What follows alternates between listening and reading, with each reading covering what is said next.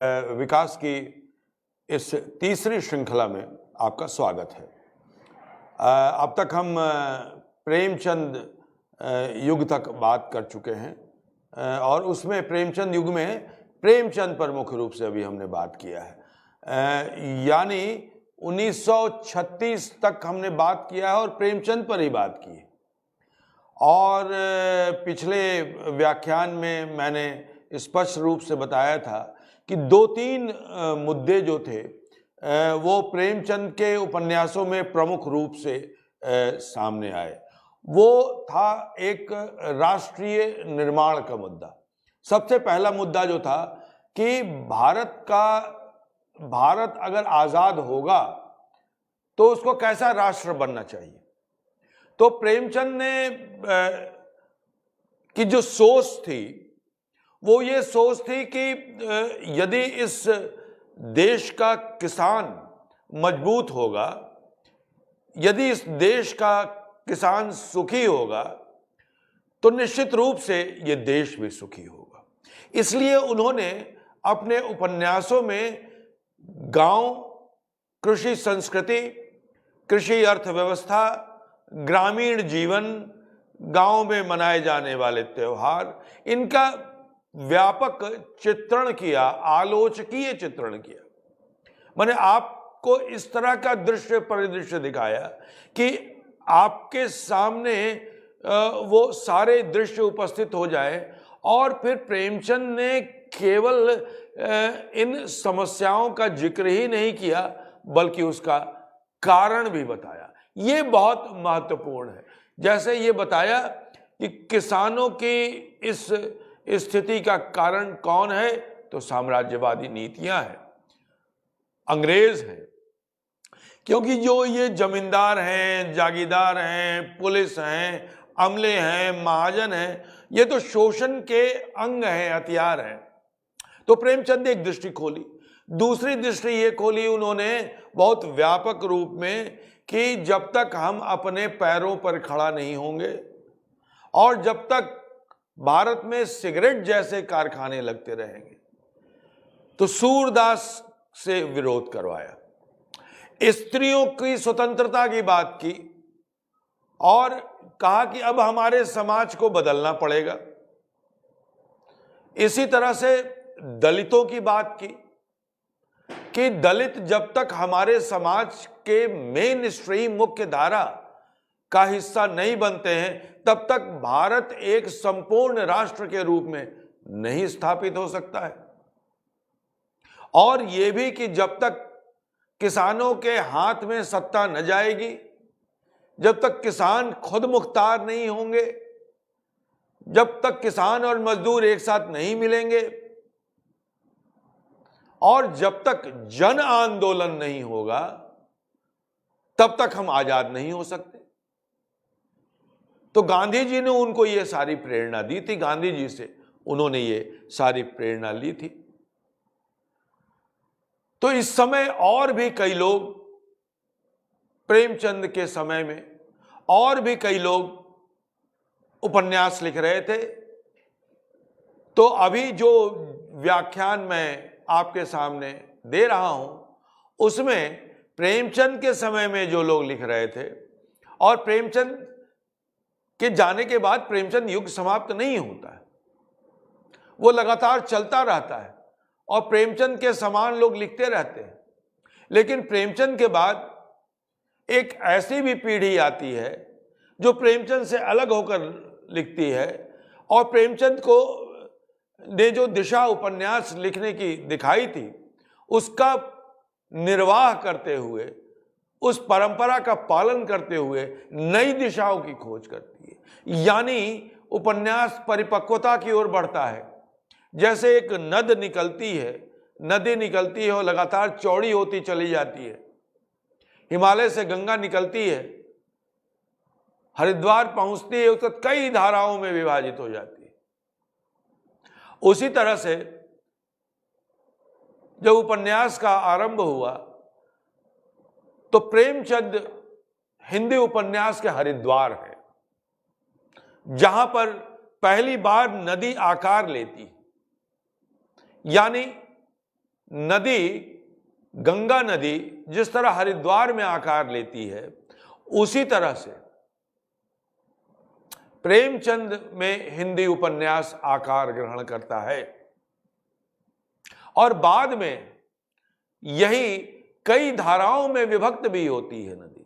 कई धाराएं इसमें आके मिलती भी हैं। तो इस तरह से हिंदी उपन्यास आगे बढ़ता चला गया। तो मैं कुछ उपन्यासकारों की चर्चा करूंगा, उन्होंने जो लिखा है उस पर संक्षिप्त टिप्पणी भी होगी और उन्होंने जो लिखा है उससे क्या नया विषय सामने आया, इस पर भी हम लोग विमर्श करेंगे। तो प्रेमचंद जिस समय लिख रहे थे, उस समय बहुत सारे लोग ऐसे थे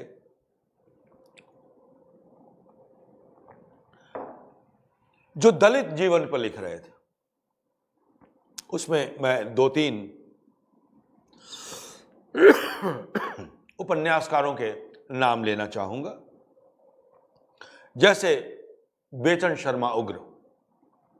बेचन शर्मा उग्र ने एक उपन्यास लिखा, बुधवा की बेटी, 1928 में। एक उपन्यास उसके बाद लिखा गया कंकाल, और एक उपन्यास उसके बाद लिखा गया घर की राह। ये आजादी से पहले और प्रेमचंद के दौरान ये 3 उपन्यास ऐसे लिखे गए जो दलित जीवन पर आधारित है, और ये बहुत प्रमुख बात है। प्रेमचंद ने इसकी शुरुआत कर दी थी, लेकिन अब उपन्यासकारों की निगाह दलित समाज की ओर जा रही थी। प्रेमचंद ने बता दिया था कि दलित समाज अब उठ रहा है। समाज में एक तरफ गांधी जी के हाथ में नेतृत्व था, तो दूसरी तरफ अंबेडकर जी भी लगातार दलितों के लिए संघर्ष कर रहे थे। प्रेमचंद ने अपने उपन्यासों में कई जगहों पर दलितों द्वारा किए गए विरोध और विद्रोह का चित्रण किया है। गोदान में किया है, कर्मभूमि में किया है, कई जगहों पर किया है। और उन्होंने दलितों को अपना मुखिया नायक भी बनाया, सूरदास। लेकिन प्रेमचंद ने दलितों को नायक बनाते हुए दलित विषय पर कोई अकेला उपन्यास नहीं लिखा। यह काम बेचन शर्मा उग्र ने किया, बुधवा की बेटी में, और कंकाल में जयशंकर प्रसाद ने उसका थोड़ा जिक्र किया है। लेकिन जो सबसे प्रमुख दखल और प्रमुख उपस्थिति रही दलित स्वर के रूप में, इंद्र बसावड़ा की, 1935 में उन्होंने यह उपन्यास लिखा, घर की राह। यह एक छोटे बच्चे के अवलोकन दृष्टि से लिखा गया उपन्यास, और यह पूर्णतः दलित समस्या के गांधीवादी समाधान का उपन्यास है। इस उपन्यास में इस बात की आलोचना की गई है कि जन्मना किसी को अस्पृश्य मानना, अछूत मानना गलत है।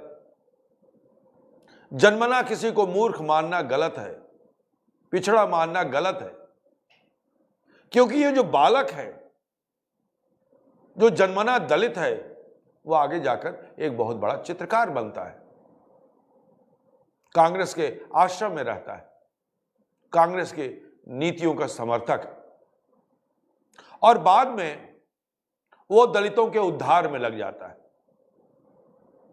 यानी जिस तरह से महात्मा गांधी दलितों के उद्धार के लिए लगे हुए थे, वो जो रास्ता था, समन्वय का रास्ता, वह रास्ता इंद्र बसावड़ा ने अपने उपन्यास घर की राह में दिया है।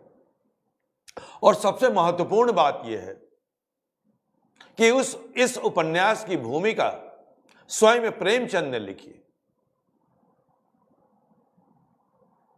इंद्र बसावड़ा एक दलित रचनाकार हैं और इसलिए, और चूंकि इसका विषय भी दलित है, इसलिए यह हिंदी का पहला दलित उपन्यास है। और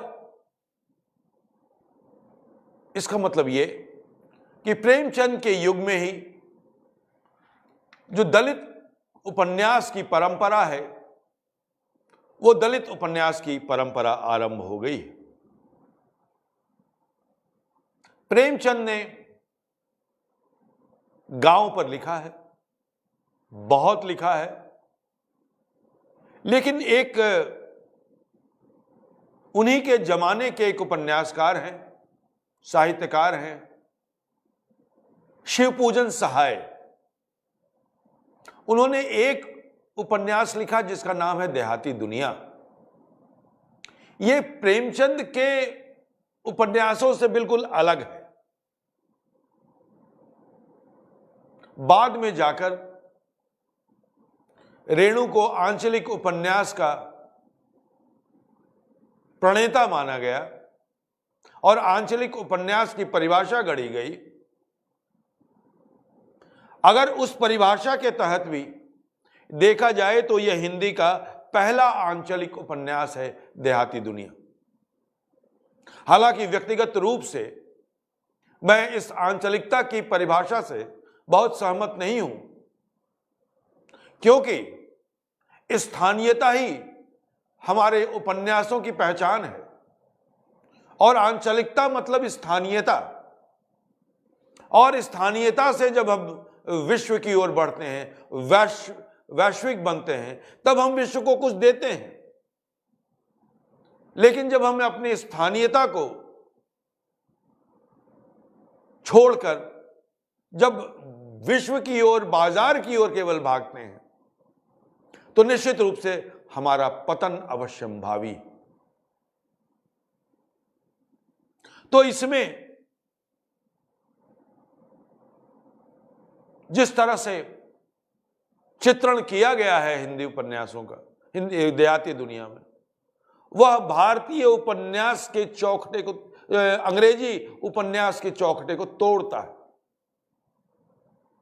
इसमें कुछ स्मृतियां हैं, इसमें कुछ संस्मरण है, इसमें कुछ बतकही है, इसमें कुछ किस्से हैं, और इन किस्सों को, बतकही को, संस्मरण को जोड़ दिया गया है और उपन्यास की एक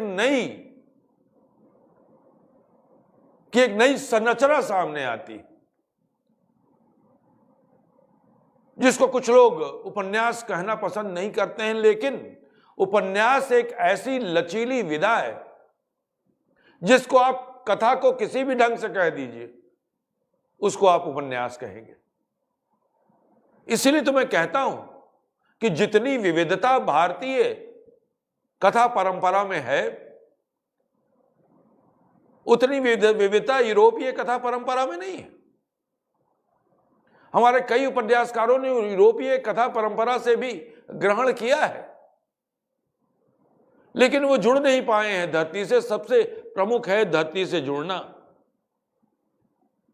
ये देहाती दुनिया अनेक प्रसंगों का संकलन है, अनेक झांकियां हैं इसमें, और भोजपुरी संस्कृति इसमें बोलती है, भोजपुरी का प्रयोग है इसमें।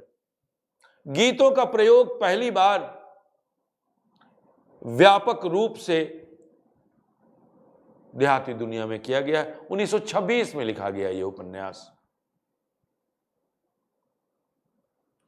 इसी प्रकार एक बहुत प्रमुख उपन्यासकार इस काल के हुए जयशंकर प्रसाद। उन्होंने बहुत सारे उपन्यास लिखे, कंकाल, तितली, इरावती जैसे उपन्यास प्रसिद्ध हुए। उन्होंने भी जो समाज की समस्या है, अवैध संतान की, धार्मिक आडंबर की, स्त्री पुरुष संबंध की और दलित शोषित की भी बात की। उन्होंने समाज को उन्होंने बिल्कुल एक जैसे ऑपरेशन थिएटर पर रखकर उसका सर्जिकल ऑपरेशन किया और दिखाया कि हमारे समाज के भीतर ये कुरीतियां हैं। अंग्रेजी आलोचना दृष्टि से इसे नेचुरलिज्म भी कहते हैं, प्रकृतिवाद। इसके बाद निराला ने, जो बहुत छायावाद के बहुत बड़े कवि हैं, उन्होंने भी अप्सरा, अलका, निरुपमा, प्रभावती जैसे उपन्यास लिखे और भारतीय जीवन में जो स्त्री पुरुष संबंध है और स्त्री की विडंबना है उसका चित्रण किया। इस समय एक और प्रमुख लेखक हुए भगवती चरण वर्मा। उनका उपन्यास चित्रलेखा कई लोगों ने पढ़ा होगा। 1934 में यह उपन्यास लिखा गया और निश्चित रूप से इस उपन्यास में स्त्री को और अतीत का चित्रण किया उसमें, और स्त्री की स्वाधीनता, स्त्री की अस्मिता, प्रेम करने का उसका अधिकार, इसका विस्तार से चित्रण भगवती चरण वर्मा ने किया। लेकिन जिस व्यक्ति ने प्रेमचंद की धारा और दृष्टिकोण से अलग होकर लिखा, वे हैं जैनेन्द्र। जैनेन्द्र का पहला उपन्यास 1930 में आ गया, परख, और उसके बाद सुनीता, त्यागपत्र जैसे उपन्यास आए।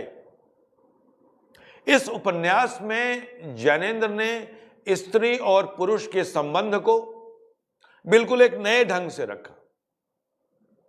दांपत्य जीवन और दांपत्य जीवन के बाहर के प्रेम को रखा।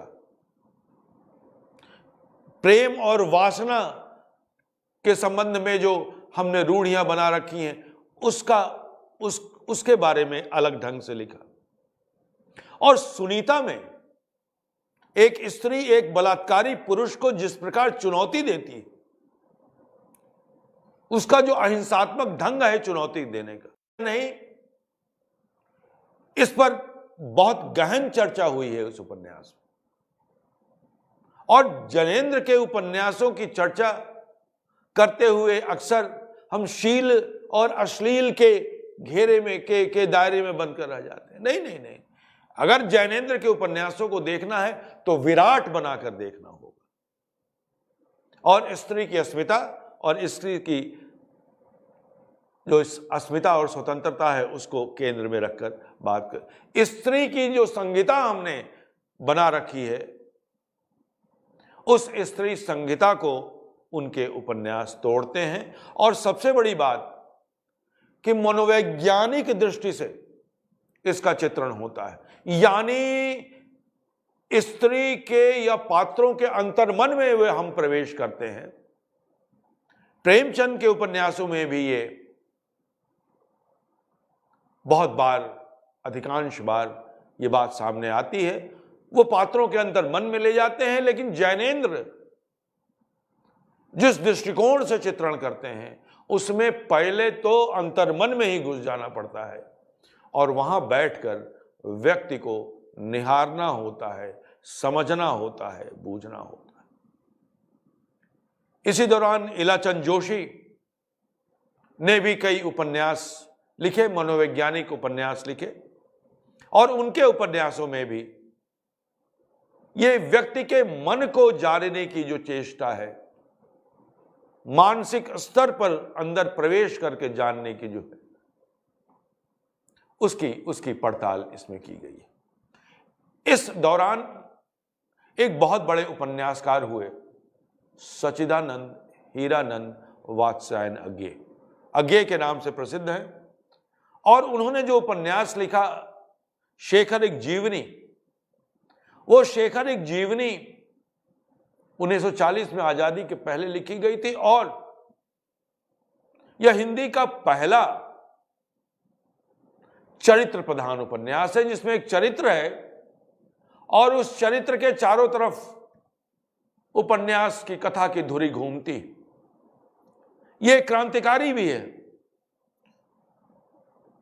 विद्रोह भी करता है।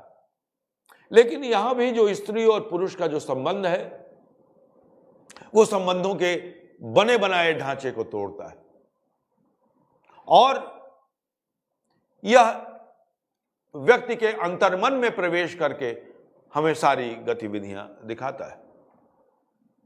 इस दौरान ऐतिहासिक उपन्यास भी लिखे गए, ऐतिहासिक रोमांस भी लिखे गए और उनमें राहुल सांकृत्यायन, जिन्होंने प्राचीन और पौराणिक प्राचीन इतिहास को अपने कथा का केंद्र बनाया, लेकिन उन्होंने यथार्थ का चित्रण जो किया वो समकालीन यथार्थ का चित्रण किया। इसी तरह वृंदावन लाल वर्मा ने इतिहास को अपने उपन्यास का केंद्र बनाया